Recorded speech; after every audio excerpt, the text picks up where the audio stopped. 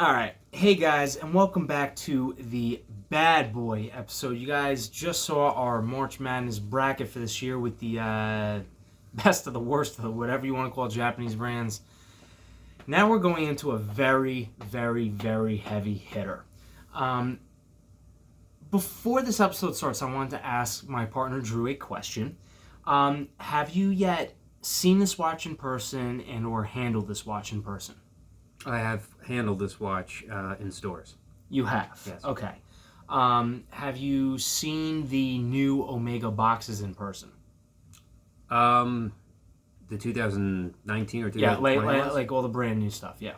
Mm-hmm. The most recent box I have is from 2019. So, you do? Yes. My Omega Constellation has it. Okay. Cool. All right, so... The 8500. Anyways, we're gonna go into this episode. This is gonna be like, kind of like an unboxing, somewhat of a review, whatever it is. But I'm gonna ask my esteemed colleague here a lot of questions as we go along. So to start off, we're gonna show you guys the outside of the box here.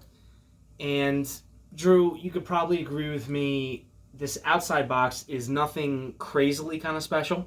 No, just large. It's just a large patented outside box. I certainly agree with you on that one. All right, so that's... I have the same one. Perfect. That's what I had a feeling. So, of course, when you open up the outer box, it comes to the... I'm just going to take all the stuff out of here just for now. Your manuals and your booklets. Yeah. So, Drew, what's something that you notice about the inner outer box? Well, it's got the sleeve for the manuals and the booklets, which is very Correct. convenient. Is there anything else that you notice in here? That's kind of like a nice, cool little touch. Just the fact that they have styrofoam around it. Absolutely. So, guys, it's actually, not every brand does this, but now we're talking about an upper kind of echelon brand. So, it's nice for, just like protection for not damaging anything, with inside of it. And, of course, like Drew was saying, you have the sleeve for the booklet and the cards and everything. Pretty standard Omega. Omega instruction book. Omega, right? I'm not going to go through the whole thing, obviously, because that would just be crazy in terms of time. Now what I want to have Drew do, because obviously I've gone through all this stuff, so I want to have Drew take a look at the different cards and tell me what he sees and everything and whatever, front and back and whatnot. Hold on. You guys want to be funny? Oh. Shit. Oh. Man.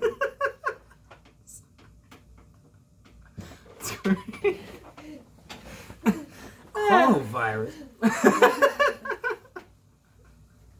All right. So, we got here 3 booklets. You got your international warranty. Wow, that was great. I'm trying to survive this episode. Your pictograms and your master chronometer. Oh, it's hard to... Can't believe that one on camera. Rebound effect. Oh boy, this is... I had to. So based on my bracket... all right, so yeah, you got your 3... That was not silent, and it was very deadly, too. Shit. Yeah, obviously you got your cards with your sealed stickers and your... It's kind of hard to think. Wow. The aftertaste is great. Oof. Don't ever give him pizza. Okay. That was actually from the chicken Caesar wrap. Oh, God, I can smell the dressing. All right, so yeah, there's your 3 warranty cards for people who are still watching this episode. Yeah, I don't know if you guys are still going to be watching it, but hopefully you are. Oh, thank God it's not Facebook Live. That would have been even better. All right, so anyways, Drew, can I ask you this question? If I'm conscious? Yeah, absolutely. Do you know what the Master Chronometer certification means? Like what it has? If it's anything like what JLC does, it's been through 1,000 hours of testing. That's a little low. Okay, so master chronometer with Omega. So it's guaranteed to run at either 0 seconds a day, which Plus is 2? usually it's +5 actually. Oh, okay. So it's 0 to +5, which is kind of cool. But then the other actually amazing thing, so with the pictograms here and things like that, this is where it kind of like goes into what the watch does. So on the back of the card here, right? So obviously it's master chronometer certified. The other thing is magnetic resistance to 15,000 Gauss. Do you know how Omega started the whole anti-magnetic watch movement? Well, enlighten the people. Okay, so what happened was that there was a doctor. A lot of doctors sometimes work around like X-ray machines and a lot of machines that give off a lot of radiation. So, in the past, some doctors have said like, oh, it messes up my watch, the movement, and it goes off of time, and it can sometimes really jam it up. Then of course, when it gets magnetized, what do you have to do? You have to demagnetize it. Right. Which there's a variety of ways to do that, but the main thing is with a demagnetizer, which we've done on a previous episode in the previous years of It's About Time. All right, so you have to demagnetize it. So this one, 15,000 Gauss. Let's just say this. You guys could walk through any airport security scanner. You could walk through any X-ray machine that is rated for a human being. They actually have a ginormous, like it almost looks like a casket. I hate to use that kind of analogy, but it's this long black kind of box that just looks like it, and literally, it magnetizes the hell out of the watch, which is unbelievable, and it still performs within. Like, the watch doesn't stop, it doesn't speed up like crazy, it doesn't slow down like crazy, which some watches that get magnetized tend to do. Sure. Usually they speed up, tend to. And then Yes, of because course, the coils get caught with each other. And when they get caught with each other, they can't function correctly because now they're going twice as fast because they're not going through the normal operating procedures that they normally do. imagine like static, right? Exactly. Static. It's like static cling. It bunches up, and all of a sudden, it runs a lot faster than it's supposed to, which hence needs demagnetization. So what is your impression, by the way? I'm going to show you guys this, because this is a beautiful leather pouch here, or sleeve you can call it, with very nice stitching on it, of course, with the Omega logo embossed. What is your impression on this part of the package here? Well, in terms of when you get an Omega watch, even though when they're new, you will typically only see, it'll be about this big, obviously, because it's for the one warranty card. So that's basically what you're going to have from your standard Omega. So because it's a master control, you're going to have the master chronometer card that comes with it, obviously, and the pictograms, which is something that's brand new, I'm guessing, to Omega as well. And I want to congratulate Jared for not farting and letting us get through this segment so we can keep moving with this episode. Yeah, no, that was a big one, as you guys probably already heard. So I decided to, scale it back. The other ones are going to be silent but deadly. But anyways, so, all right, so just in terms of impressions so far with just the, the styrofoam and then the leather pouch and the booklet, It's actually, now Omega's actually up their game, so it's pretty standard. My 8500 Mega Constellation has the same thing. Has the same wood box, the same styrofoam in the outer box. It's designed the same way. So I think that Omega is going towards a more deluxe version of what they normally do to up their game. So, very good points by Drew. And the next thing I want to show you guys is this wooden box, which is, I'll show you, just give you guys like the quick little turnaround here. It's wood lacquered, of course. It's actually, it's quite luxurious to like handle. I mean, obviously it's got some weight to it. It's got the nice little push button in front there. What they're doing basically here is the Omega. They're upgrading this because they're trying to compete, obviously, with Rolex, who, even though they have their standard boxes, Rolex, they do have deluxe boxes as well. Everybody's trying to get one up on each other in the Swiss industry, whether it's by the additional features, whether it's by what the watch comes in, what it looks like. So it's not surprising, but it's nice to see from Omega. I like it as well. It gives your watch a more luxurious feeling to it. Mm-hmm. And honestly, I agree. Now this is the, of course, the inner box of Omega with the watch. Comes on the nice leather, presentation pouch case. Now the other It's thing, actually real leather. If you smell the shit, it's actually real leather. It's not pleather.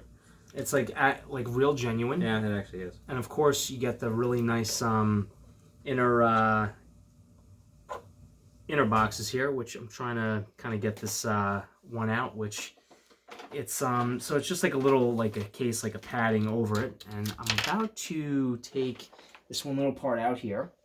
It's actually much easier than you think it is to do. Just for some reason I'm having a little bit of trouble with it or whatever it is, but you get a nice little carrying pouch for traveling, although I don't know if I'm going to necessarily use it, but it's a nice little touch. And of course, everything inside, just a place to put let's say extra bands, or you want to be able to put your stainless steel band in here, which I actually do.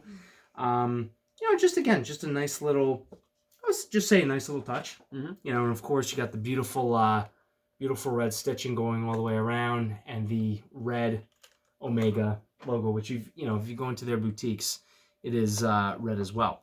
So what is your impression of the inner box, of course? Like I said, they're upgrading their inner boxes. What they used to have in my older Omegas, they used to have that standard red leather box, and they used to only have more of a velvet feel inside. The problem with the red standard, the red colored box, was over time it would chip, it would feather out, and you get to see Cartier has those problems too, because the boxes just don't hold up over time. They dry out, especially with leather. You run the risk anytime you're using leather of it drying out if it's in a very dry climate, and it just doesn't look good if you want to try to resell it, and it's flaking. That's actually the word I'm looking for. It's flaking all over the place. What does that say to the buyer? Did you really take good care of the watch or not? Because the presentation says a lot about the watch itself.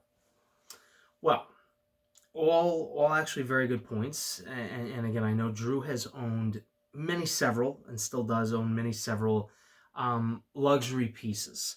And as he kind of mentioned at the end of last episode, his favorite, he could wear this every day to do anything, whatever it is, because he has, is which watch again, Drew? My Diamond Omega Constellation, probably from the early 2000s. So 36 millimeter. Now, Drew has obviously, I think he said he's handled this, in person in stores, but now, I'm going to have Drew, and he can, of course, if he wanted to critique the mesh band on it, I have it on there for a reason, and I could tell you guys why I do, but I'm going to have Drew actually give his critique on this watch. So, Drew, anything about it, I don't care what it is, how it is, why it is, high, low, left, right, north, south, east, west. Give me everything. Well, obviously, what the new Seamaster, okay, which is the 2020 version that Jared's talking 2018. about. This is the 2018? It is the 2018. It was for the 25th anniversary of Pierce Brosnan wearing it in GoldenEye in, I want to say it was like 93, 95. Okay, so you got the James Bond, the 28. Okay, so there it is right there. Jared has put on a deluxe mesh strap with this. Not deluxe at all. Well, in terms of what else you could buy the really cheap crap for the mesh strap. So in terms of that, he's put a pretty high quality. So here's the reason why, actually. So some people will be like, oh, it's you're trying to preserve like the Omega strap. No, I do have the stainless steel band for it, just to let you guys know. It is actually sitting right here in the box. I have it there with the with the pins and everything. It's in pretty much perfect mint condition. I'm actually, believe it or not, never planning on wearing this watch on the bracelet. And what is your main reasoning for it? Yes, that's a good question. So here's my biggest reasoning for it. So I was inspired recently. So this April coming up, the James Bond, of course, No Time to Die movie is coming out. And, of course, I'm really looking forward to seeing it. Now, the new Omega 007, it's actually going to be a regular production, not limited or not special edition or anything. Although it's ridiculously expensive at like $9,000 or something like that. And it's a watch that, features lume on the dial, features lume on the bezel and things, hour, minute hand, whatever it is. It just doesn't have the date or whatever it is, but it has more of a vintage inspired and feel and inspired, I guess, by the British Royal Navy and the whole Bond series. That one is actually in titanium, so it's half the weight of stainless steel. And it does come on a titanium mesh bracelet, and the mesh bracelet is actually freaking gorgeous. I mean, it's Omega's custom bracelet, and there's nothing like it on the market. Believe it or not, there's really actually no, maybe besides like mesh, shark mesh, there's no higher end mesh bracelets on the market. This one honestly was one of the nicest ones that I got. The lug width actually on this watch is 20 millimeters, which is fantastic because you could change out to any band that you want. And it's funny because I have the same band on my Seiko. Now, the biggest reason why I put it on, besides, the fact that I do like the mesh, I was inspired by the new 007 Bond one, but these can actually be micro adjusted to your wrist. It's similar to having a micro adjustment dive clasp, which, and I'll go into this in a minute, but that's actually what I have on my Christopher Ward is that there's no, sometimes you see the little micro extensions on the Take her out. on the clasp, but for this particular watch and what Christopher Ward's known for is being able to easily, and as you guys just saw, it slides out, easily slides back in. That's at literally a touch of a button. With most watches, you can't do that. You actually have to take like a little pinhole poker, and then you have to adjust the clasp. Maybe unless you have a rubber band, but you still have to do it for that anyways. Here's your standard that he's talking about. And it's usually about 4 to 5 plus little holes. They're usually in like 1 millimeter micro adjustments. But the great part about the mesh is that all you like literally need to do is take like a little pen, like something that is small enough to fit into the little groove here, lift up the flap, and then either move it up to make it loose or slide it closer to the watch head to tighten it. And when I mean that you can literally get your exact wrist size, like down to like literally a millimeter, even half a millimeter, that's exactly what you could do with this watch. And this is, of course, the highest end brand or just watch in general that I've ever had. I happen to love it. I bought it to celebrate, my new job and a whole bunch of things besides that. But this is a serious kind of watch, and I wanted to make sure that I had the fit that I desired. And of course, after having the mesh on my Seiko, I was wearing the Seiko for about a month or so before I got this one. But guys, mesh, some people love it, some people hate it. I get it. I don't, kind of like what we just did with our bracket.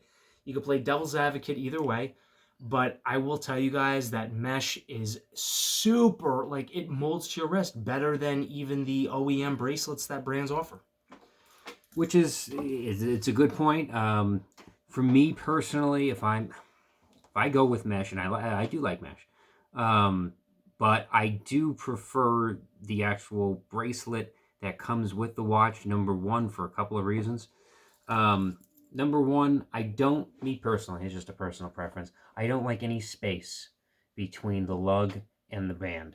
To me, instead of having straight, it's usually curved. Yes, if this was curved, it would add a different element to it, because to me it cheapens it. The fact that... That's what a lot of people say. Yeah, I don't...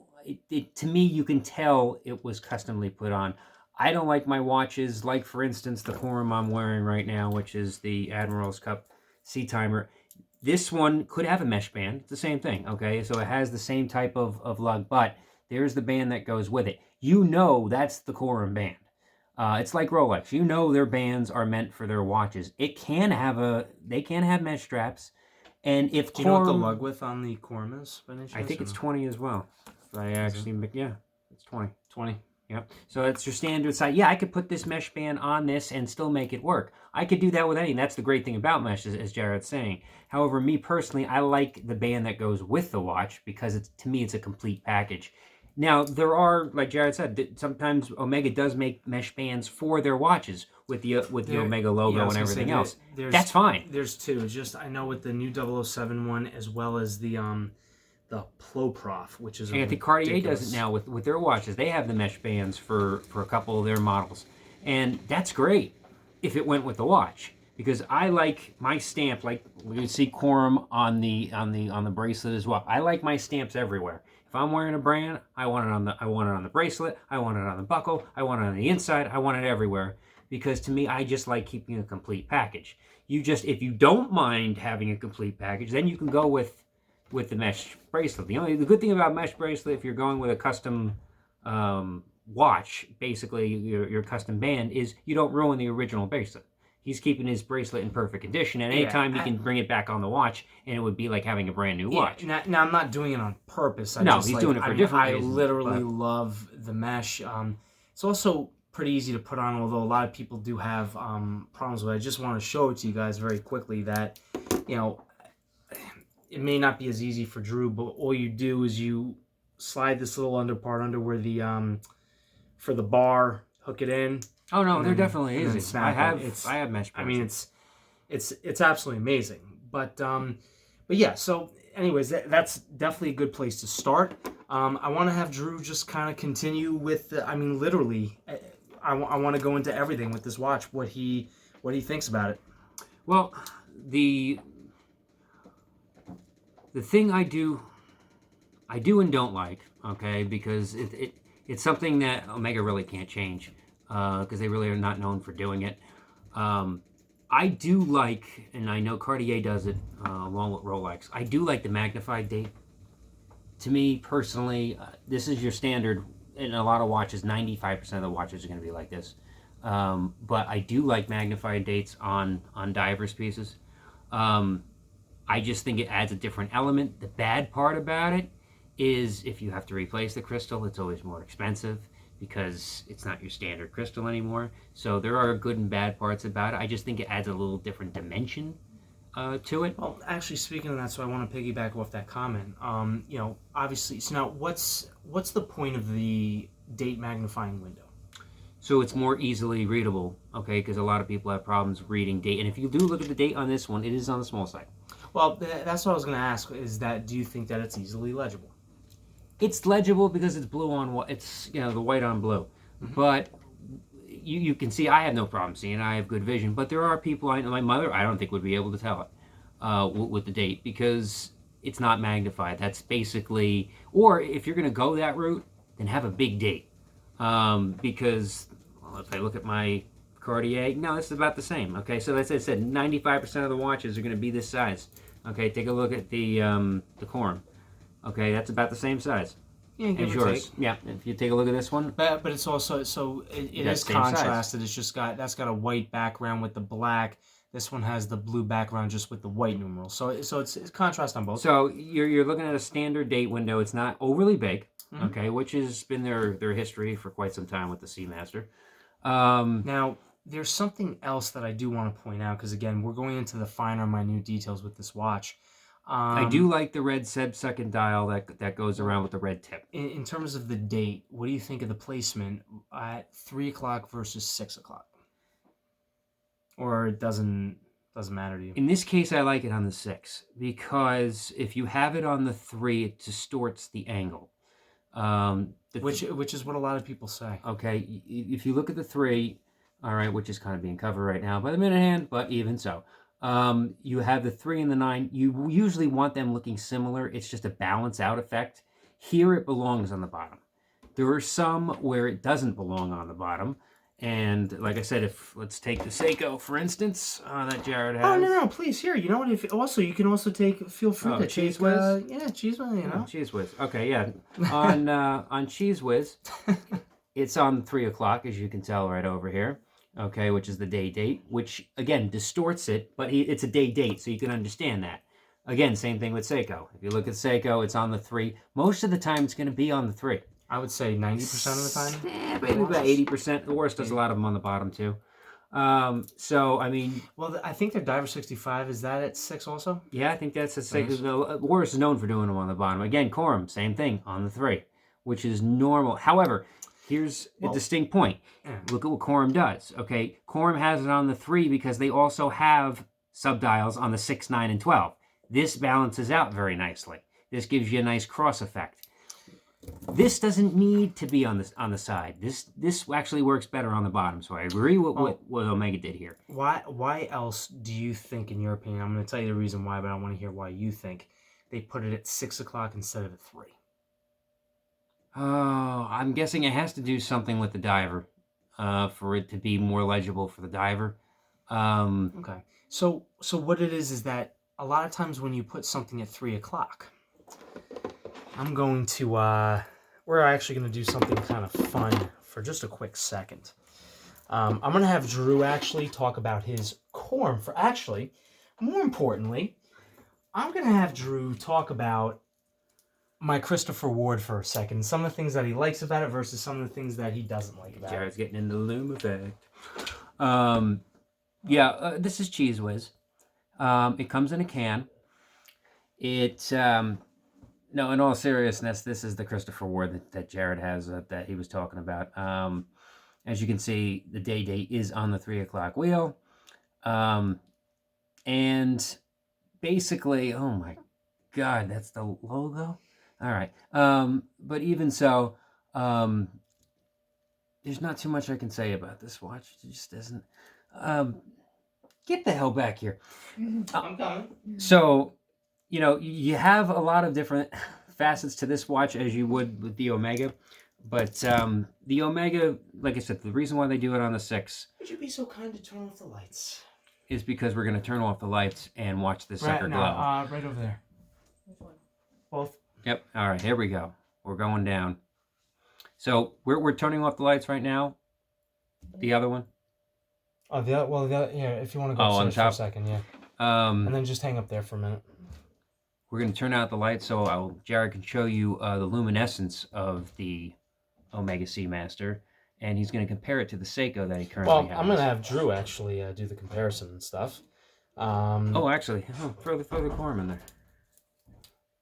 And actually, for the sake of also for the sake of the date wheel placement, I think that's kind of like important and actually nice to do. Actually, what I'm going to have Drew do is I'm going to have Drew hold on to my camera for a second. Keep giving them a little bit of loom for a second. Keep talking for a minute. There's something I want to get that's going to just kind of enhance what it is that we are talking about. So I'll be back in just a minute. Okay, so basically why I look at like a scary movie right now. Basically what we're basically doing over here is gearing them up for the loom test. And the loom test, when you're buying a diver's watch, especially an Omega Seamaster, an expensive Omega Seamaster like the James Bond edition, you want to make sure it actually passes the loom test for 2 reasons. Number 1, so it's bright. Oh Lord. And number 2, there you go, got the blue light. Yeah, by the way, so this it's bright and it absolutely lasts ridiculous. a long time. That's how people test loom. They test it based on its brightness and how long it lasts. And based on these 3 watches, and Corum is known for loom, Omega is always known for loom with the Seamaster, and Seiko is always very good with loom as well. So we're going to actually do a nice little test with these 3 watches for you to see how it compares to other watches in the dark. Whoa, how cool. Look at that. That's ready for cool. Global. That's freaking cool. Drew, do you think that's enough loom on all the watches? Yeah, that should work. Okay. All right. So here we go.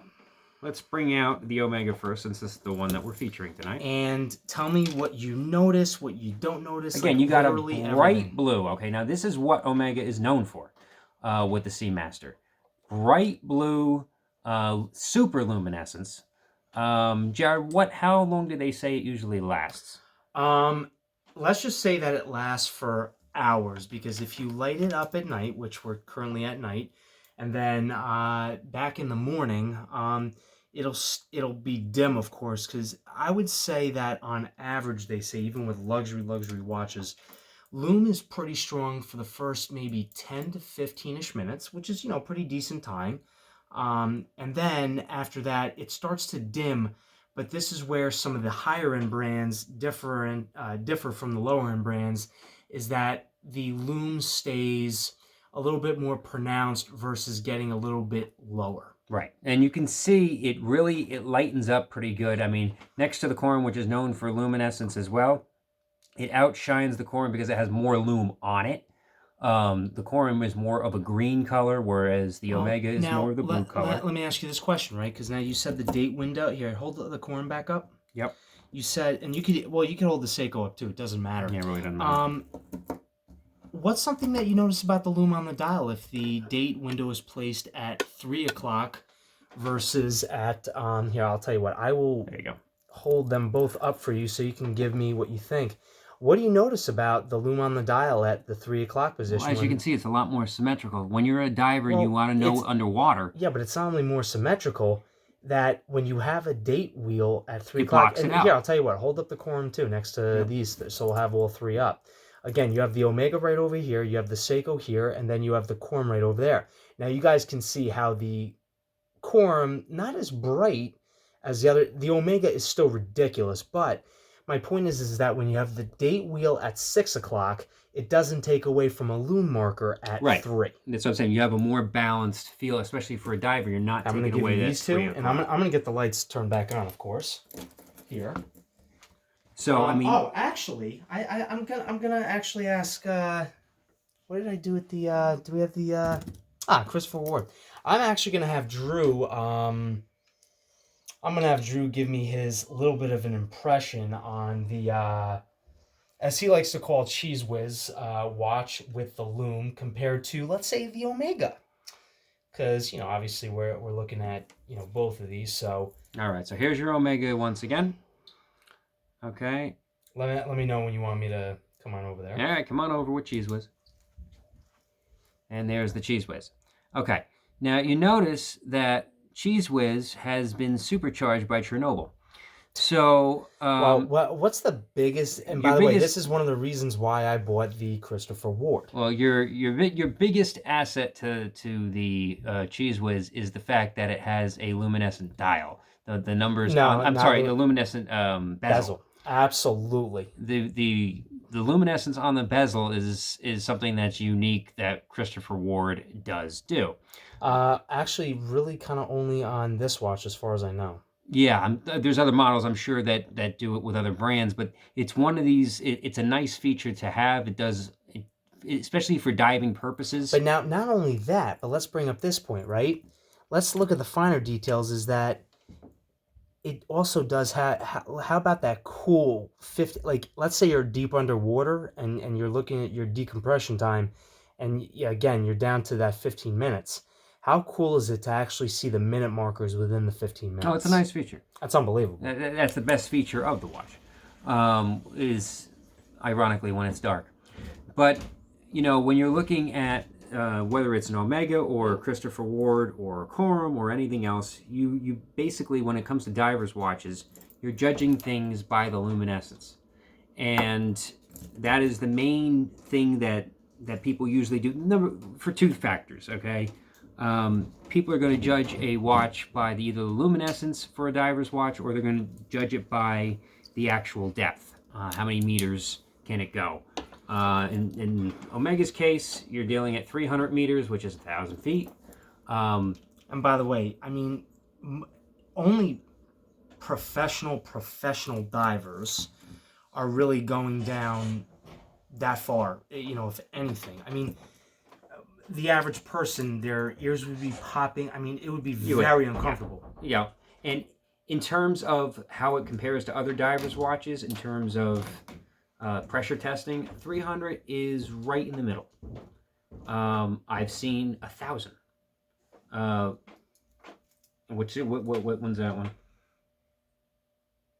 Yeah. Okay. So I'm looking at that right there. Okay. So Mhm. in terms of divers watches, this is about And right in the middle. what else does this have? You got your That the Omega also has. Just it's just slightly different. right. You got your Helium escape helium valve. escape valve. Yeah. So they both have that. In that again, the helium escape valve is another nice feature on the watch. Not all divers watches have the helium escape valve. I know some Oruses do, some don't. It all depends on the model. Some Rolexes do, some don't. So, I mean, if you're looking at a lot of different ones, when you're talking about the helium escape valve, that's unique to some brands, and to others, they just don't have a need for it. But Omega like to put that on there as well. So that's another nice feature. The other feature I do like about the Omega, I do like the red tip, as I said before, in terms of the second dial that's going around. I think it's a nice feature. The lollipop band. Yeah. I do like that. I think it gives it an extra bit of class to it. So, and it actually gives it a red, white, and blue feeling. So it's very patriotic, very Trump-esque. But outside of that, it does have your standard, like a Rolex, like the Rolex Submariner. It's got the standard dial look that a Rolex Submariner would have. They did copy that off of Rolex. Actually, I'm so glad Drew brought that up. Drew, when was the Rolex Submariner introduced to the market? What year, give or take? Do you know? Oh, I guess in the 1950s, 1960s? He's right, 1950s. 1954 Basel World. Now, when was the Omega Seamaster introduced to the world? You know what year? I do not. 1948. Cool, 6 to 7 years before the Rolex Submariner. And the reason why I bring that up, and I'm going to shit on Rolex's party right now. Fuck Rolex. I'm going to say that. Fuck Rolex for charging double, give or take the price, pretty much what it is, than what Omega does.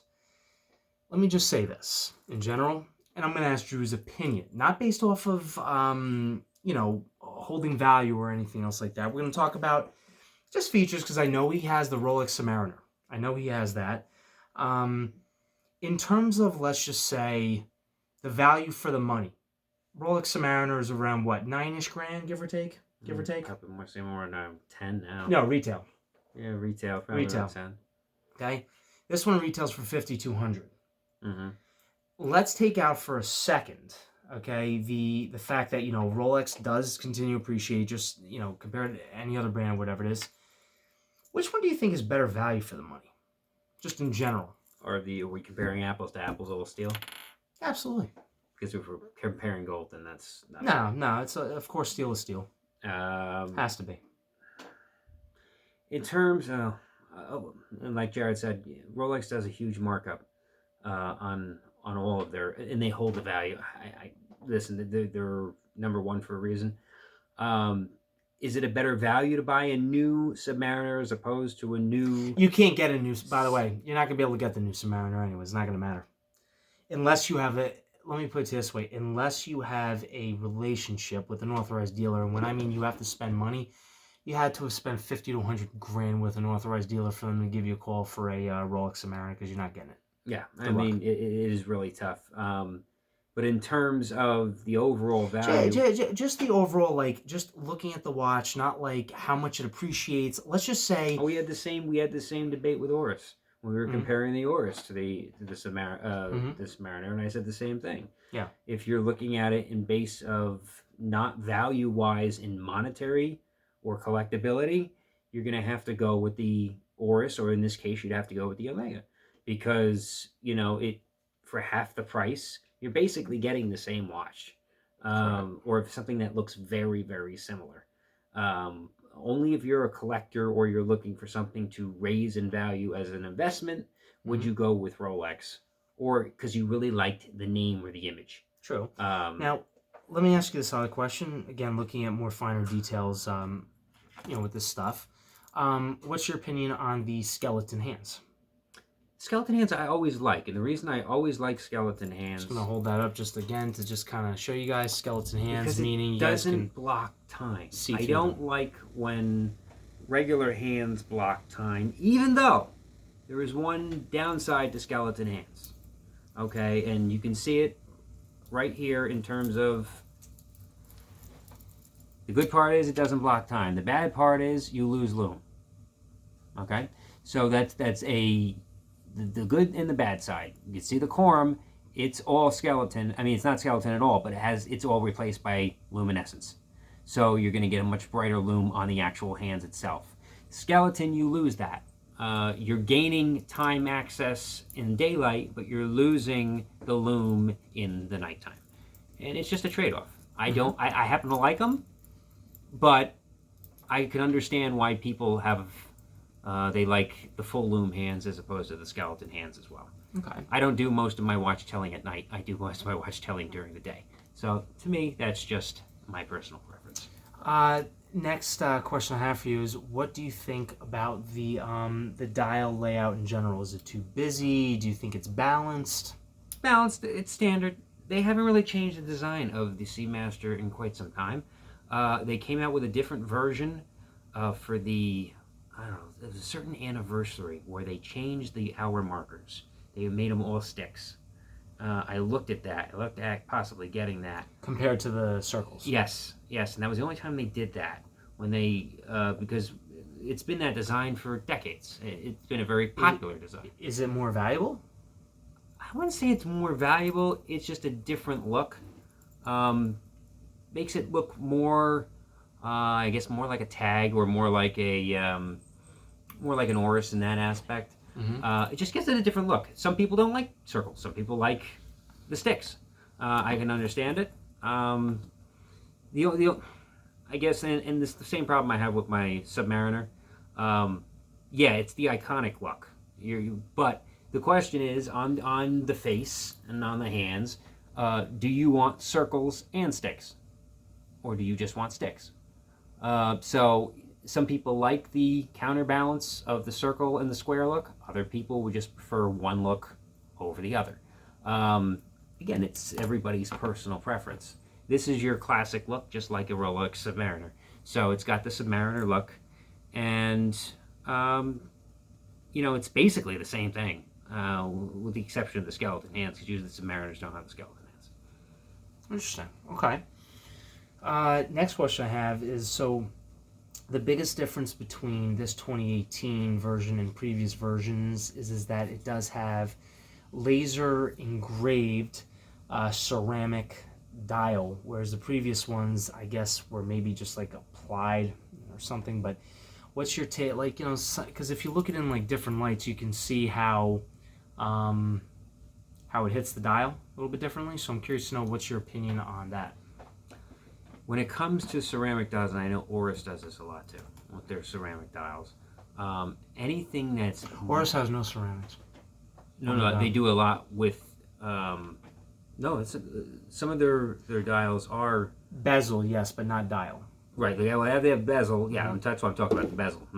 I'm sorry, not the dial. I'm talking about the bezel. They have the ceramic bezels, and the reason that they did it was to make it more scratch resistant. And I am all for anything to make it more scratch resistant, because here's your biggest challenge. What happens if Jared drops the watch and it lands on the pavement? Oh yeah, no. And so it scratches. Actually, I wanted to clarify. I'm talking about not the bezel, not this outside part, but the inside part where the dial is. So what they did was they laser engraved the waves going in, so it gives you like almost like a 3D-ish effect. I don't know if you can see that, but it's slightly deeper. I mean, you slightly have it deeper. I don't think you're going to notice the difference. Yeah. In terms of the actual dial, yeah, you're not going to notice the difference. There are some dials that you do. I know Grand Seiko just came out with one we were talking about a couple episodes back that looked like wood, that had that 3D effect where it was really, then I could notice a difference, but it doesn't change color. The one thing I think is missing, which Oris does a nice job of, is that reflective, and this is what Rolex does, is that reflective dial, that sunburst blue, that when you put it in the sun, it radiates, and it shows you a different color and gives you, that's something that Omega does not do. I wish they would.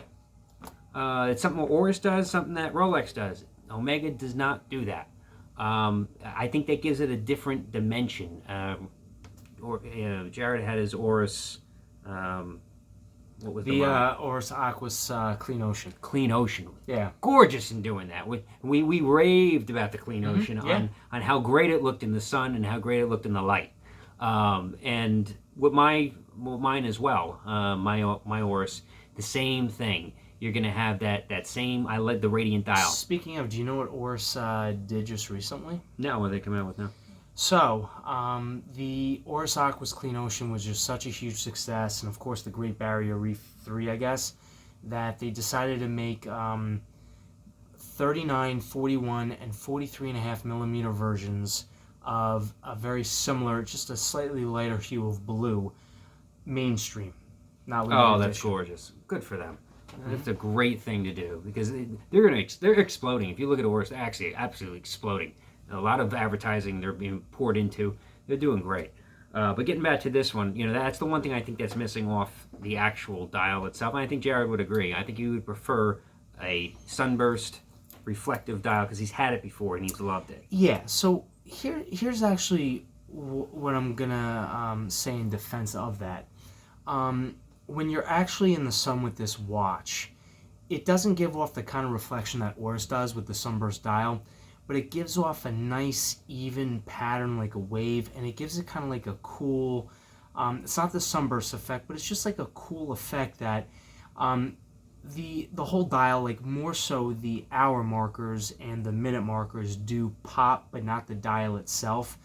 But the color that comes off the sun from the dial, it's actually quite nice, but maybe not mesmerizing like what Oris is. Right. I'll say that. And with the bezel itself, if you look at the bezel of the Seamaster, you have the same, that dull finish that you have on... Yeah, so with this one, it's ceramic with white enamel. And the reason for that is because it will actually never age. It'll stay looking young forever. A lot of watch enthusiasts are like, yeah, I'm not having that because I like to have patina and you want to have age in a watch. This is actually kind of like a cool thing with Omega, that the watch is going to always kind of stay young looking forever. I actually kind of happen to like that. I'm not a... I love anything, like I said, that I can't scratch. Yeah. Whether it's ceramic or anything, if it's non-scratchable, I think it's great because I get totally freaked out if I have a huge scratch on a diver's bezel. most people do. Yeah, Most it people ruins the look of the watch. And anything that they can make it more scratch resistant, I am all for. I think my favorite thing is what Quorum does. And Quorum, if you look at the entire face, what is it protected by? Well, it's protected by a sapphire That's crystal, of course. ingenious. Okay, now it's not a diver's watch like that. However, the thought process is correct.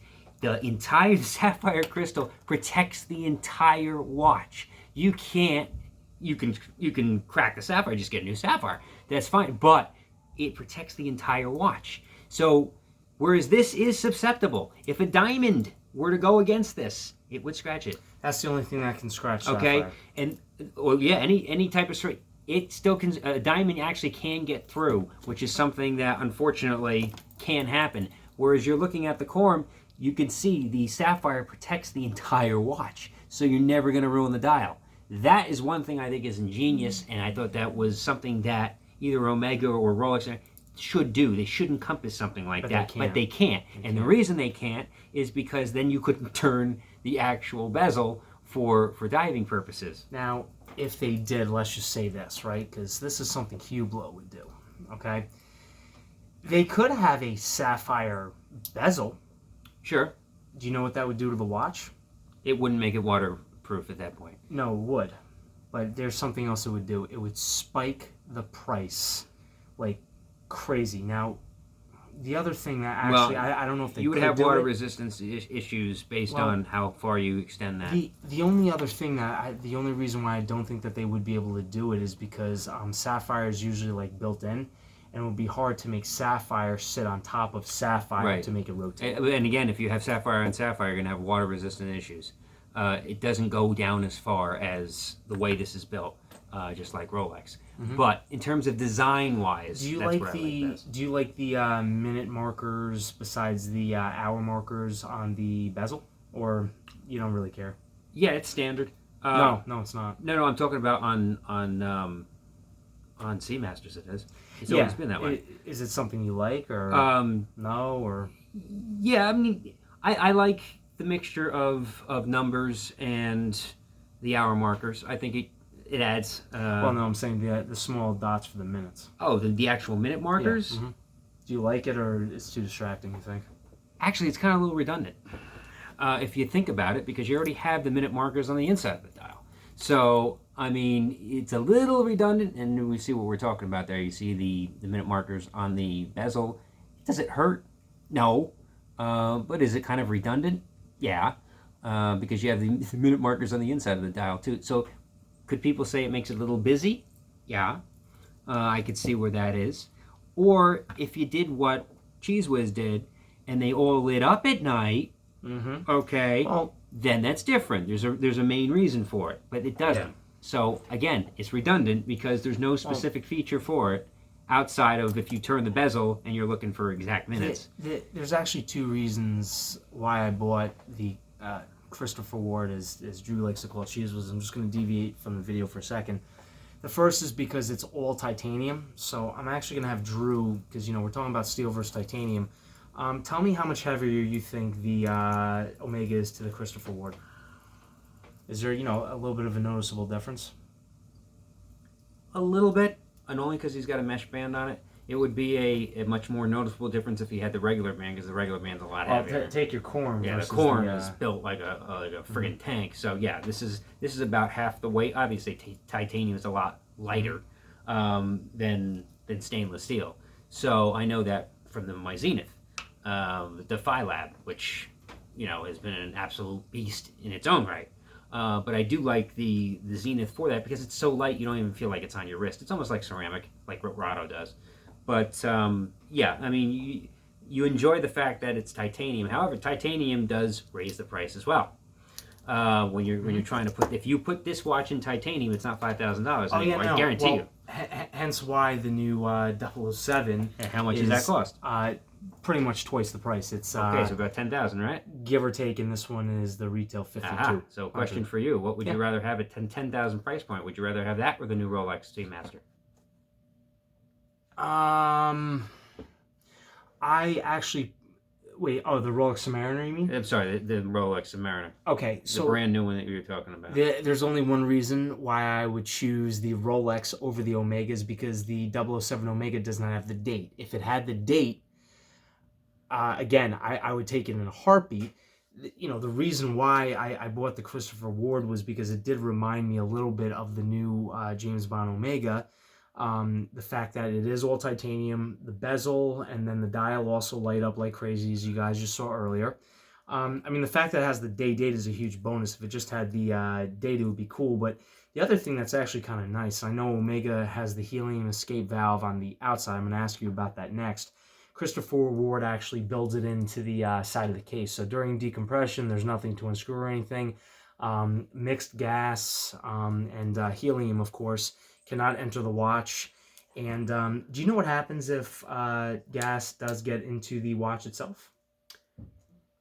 I'm what guessing effect it would have? If it had, you can get probably. I'm guessing that water would then be a factor. Besides water, but more importantly, pressure would cause the crystal to pop off the watch. Yeah, that's because at that point you're changing the structure of the watch because you're putting more pressure on it than it. You remember, as you're going down in depth, the pressure is coming on the watch this way. If now you have pressure going on the watch you'll blow the watch up. I mean, basically, at a certain depth, if gas gets in and pressure from the actual water depth is going this way on the watch, and pressure from the gas is going this way. There's nowhere for the gas. It explodes. Right. The whole watch, goodbye. So that's why they have it. Some watches do it, some watches don't. Do you, again, let's just bring up this point. I'm curious to know your opinion. Obviously, this is iconic and it has it on the outside for a reason, but what's your opinion on this helium escape valve, new conical design being on the outside versus the one that's just built in? And Rolex, the not the Submariner, but it's the other model, that the Sea Dweller has it built in. What's your opinion on the helium escape valves. I prefer it on the inside because not many people are going to know what that extra valve is for, and for you to explain it to them, it's just more trouble than it's worth. If you're a watch enthusiast, it's fine, but a normal person would be like, "What the hell is that for?" You know, is that to change the date? No, the first one's to change the date. Is that one for, you know, nobody knows what it's for because there's not another function on the watch. I always like things on the inside, whether you're talking about features like what the Quorum has, which is the sea tides over here. You can see all its features are built on the inside for what it does. I'm kind of happy that Drew is doing that. I wanted him to keep that watch there for just a second, right? Because I actually have 2 more questions for him. Drew, what's your opinion on the thickness of the Omega Seamaster? And you could hold it up next to the Quorum if you want, or whatever. It doesn't matter at all. What's your opinion on the thickness? I think it's standard. Okay. Okay, most watches are about, for a diver's watch, especially Oris, about the same. Okay. Yeah, Standard. so it's usually around 12 to 14-ish, maybe millimeters thick. Standard. Okay, absolutely. Now we get to the, by the way, I'm surprised that our viewers have stayed around this long to keep watching after my fart and everything else. They may have dozed off and just they may have got here by accident. Wake up! No, I'm just kidding. I'm sorry. I didn't mean to scare you guys. So I guess the last part, and this is kind of the best part of the watch, the movement. Yes. The movement is the strongest part of the Seamaster. It's the 8800? This is the Omega Master Coaxial Caliber 8800. Yeah, the 8800, which, again... And by the way, 35 anti-magnetic joules.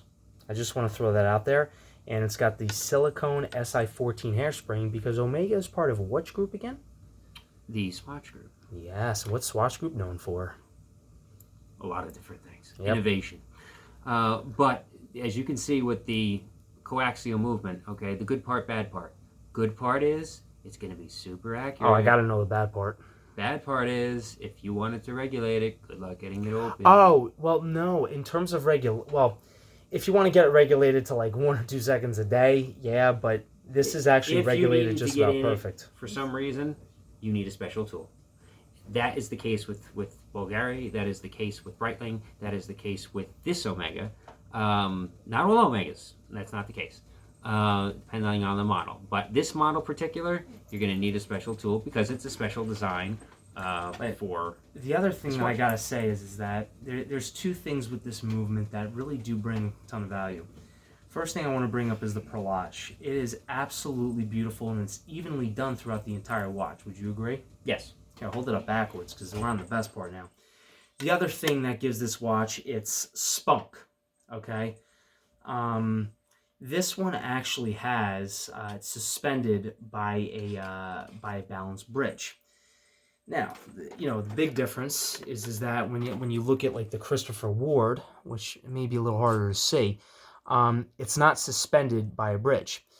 The reason why is because the Omega is like literally 10 times more shock resistant than a watch like the Christopher Ward will be. And the Christopher Ward has an SW200 movement in it, I believe. It's, you know, very, very, very accurate. Of course, it's chronometer rated.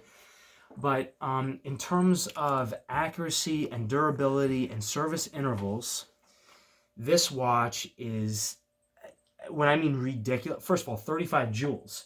Why do you think it has so many joules in it? Watches usually have a lot of joules because of, it's actually the design of the movement. I know some are designed for more simplistic design. Would you like to phone a friend? What's that? Would you like to phone a friend? Go ahead. Okay, so here's what jewels do. And jewels are little rubies, okay? They're really not like valuable or anything. Most people think rubies, oh my God, I'm like, you know, a millionaire. They're little rubies and they're synthetic. And, you know, they're made of all different kinds of materials. Some watchmakers even use like silicone. Of course, silicone is a very durable material, but the reason why there's so many jewels in it, a coaxial movement, for longer service intervals, less friction. Right. So friction is like what heat is to electronics. It's wear and tear. and it causes a lot of issues, and then the movement can be thrown off. The oils get worn down a lot quicker. The gears get worn down. Like, the metal wears down over time, and they have to replace parts. In terms of movements in the world, I would personally say, and I would definitely, between Drew or anyone else, I would love to have the discussion or the debate. I'm going to say that this one, like everyone says, like, oh, you could put a Rolex movement in the sand or put it in anything, take it out of it, dust it off, and it would still work the same. Omega does the same. There's a very big difference between an Omega movement and every other movement in the world. And this is kind of key. Yeah, there are a lot of movements that use silicone hairsprings. Tissot is known for doing that. Correct. But there's one thing that separates Omega from every other movement in the world. And it could get to be a problem. And I'm going to ask Drew the trivia question. What do you think is the biggest thing that separates Omega from every other movement in the world in terms of a feature, in your opinion? That sticks out. And I mentioned it in the beginning. That's the suspension that you were talking about? No, it's close though. Anti-magnetic. Well, yeah, you have the anti-magnetic properties like you talked about before. We can go through an X-ray machine. You can go through anything else. You can put it through anything. It doesn't matter. So you have that anti-magnetic property, and again, they're not going to be the only one that can do it. I mean, yes, they are. Right now they are, but yes, in the future there'll be other brands that do it as well. Yeah, correct. And right now, yes, they're the only ones in the industry that do it, and it does add a much more valuable aspect to the watch because you don't have to demagnetize it every so often. Oh, that's so nice. Oh, how lovely. So sweet. You do know he farts, right? So. So does she. Yes. Oh God. Here we go. So, oh Lord. So, Christ. Yes, Reese's. Oh, I know. Thank you. By the way, we reached an hour. How amazing is that? Unbelievable. We're gonna wrap this up because apparently she's spazzing out. So what's how would you rank this watch on a scale of 1 to 10? 1 being obviously the least, just to define, and 10 being the greatest ever. The Seamaster overall, I think, is a solid 8.5. Like I said, it's missing some things that I would want to see. Well, so besides the magnified date window, what else would you want to see? Like we talked, the sunburst dial is something I just think would bring it to a different level. Like what Oris is doing, I think they should do more of that. And so, I mean, you combine those two things. Maybe you have a stick version instead of the dot version. I think that would give it a different look as well. But it's standard. I mean, you can't go wrong with the Seamaster. I mean, there's nothing wrong with the Seamaster. Would there be slight improvements I would make to it? Yeah, there's nothing wrong with the movement. There's nothing wrong with the case bag. There's nothing wrong with the helium. All the rest of the stuff is spot on. And it has a lot of good positive characteristics that Jared was talking about. There's just some things that are missing, little things, little fine touches that I would add to the watch, that I think a couple other brands are doing. And I would add, to Cheese Whiz's credit, I would add the lumen on the actual bezel itself. Mm-hmm. I think that is a good feature to have. I happen to agree, as Jared just pointed out before. I think those 3 things would take that watch to a whole different level. Interesting. So I'm going to put them on the spot just one more time, and this will be a good way to kind of segue out. So you give the Omega Seamaster an 8.5. The other watches that we really highlighted were the Oris Aquis, of course, as well as the Rolex Submariner. On a scale of 1 to 10, what do you give the Oris Aquis? The Aquis, especially the one I have, overall, I give it about a 9. I think it's... Does the dial bring it to that extra half? Yeah. It basically, not the internal things that Jared was talking about, anti-magnetic properties or anything like that, in terms of, because listen, both are great divers watches. They're going to do the job no matter what. They're built differently. Some have helium escape valves, some don't. But it brings it to a different level. The only thing that keeps it from a 10, probably the size is a little big. At that 43.5, If they brought it down to 42, I think that would throw it into a different level. Well, how about the 39.5 aquas? Do you still give that a 9? Yeah, it's another solid because I like the size. I think the size was Okay. fantastic of that. And finally, the Rolex sub. Scale of 1 to 10. The sub, it's about in between an 8.5 and a 9. Again, it's simplistic. It's classic. It's again much like the Omega Seamaster. They dovetail each other. You know, if you really look at them to a degree, they really dovetail. In terms of the technology and the innovation that's in the watch, they dovetail each other. One's just more expensive than the other, and the Rolex does have the sunburst dial, so I think that's what probably gives it the slight edge. And does their new Submariner have the loom on the bezel? No, Rolex. Not yet, right? All that Rolex does every year, literally, the only thing that they may do this year is upgrade their movements. But the only thing, and for some reason it drives the watch world crazy, is that it's like, if a celebrity came out with, a shaved head versus not a shaved head or whatever it is, all they do sometimes is they literally just change a bracelet and it sends the watch world into a frenzy. I personally don't, literally, if Rolex tomorrow just came out with this mesh thing and it didn't have the curved end, it left it open, then the watch world would be like, wow, it's the greatest thing since sliced bread. Oh my God, you gotta go out and spend another 10 grand. It just doesn't make any sense. The power of Rolex, guys. But anyway, guys, thank you for joining us today on this watch episode, analyzing in depth the Omega. That was a long episode. Yeah, we got a lot of stuff in there. And guys, don't forget, like, subscribe, comment below. Drew's gonna include his link to his channel as well as the link to my channel. I have some fantastic, and this is like literally 4K content coming out with my brand new phone, the S20. I'm looking forward to it. I'm going to be doing a full unboxing and review of my Christopher Ward, aka Cheese Whiz. Okay, which is going to be really unbelievable. And I have my dive series coming out where, like I said, on one channel, you've never seen this anywhere else, even from the higher upper echelon channels. It's going to be the most comprehensive list of dive watches you've ever seen. Anywhere between under $1,000 to $10,000 plus. I think it's 47 watches, I think, give or take total. That's going to be sick. Yeah, I'm looking forward to it. It's going to take a long time to do, but that's okay. Sounds good, guys. Well, again, thanks for joining us, and we will definitely see you on the next episode of It's About Time.